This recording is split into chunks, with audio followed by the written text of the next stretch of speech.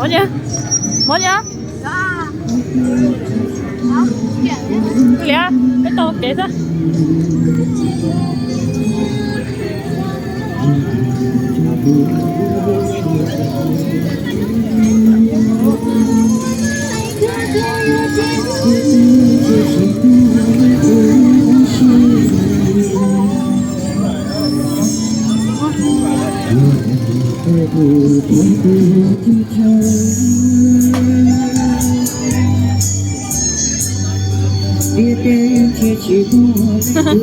Nó nộp qua với chung cơ.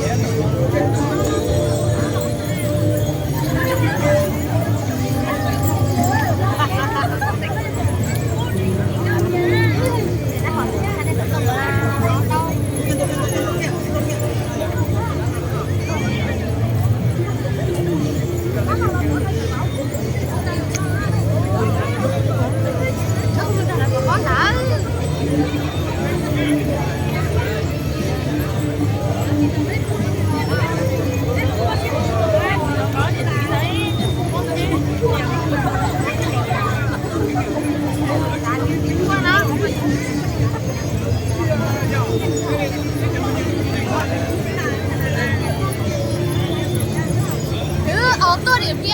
kali 어디 그 많이 되고 어디 가면 뭐지 알아?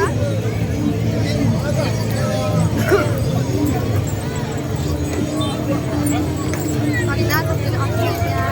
Cái ồn này thôi. Thì nó cho mấy cô nào đó biết là mình bắt xe sẽ bị bắt à? Đó là để cho chị tụi mình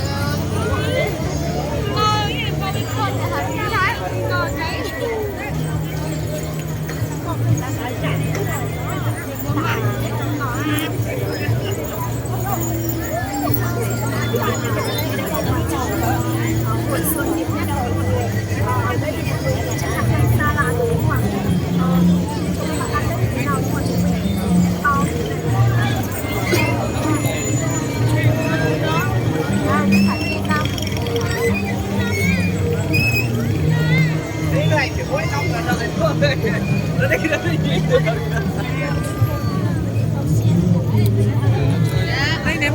Đẹp bao.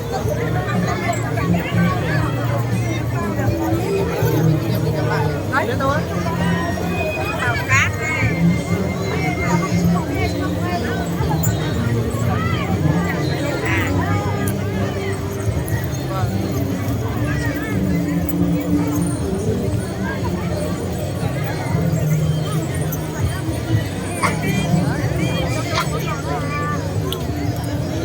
Em đây chắc đã bình dậy chắc xong rồi.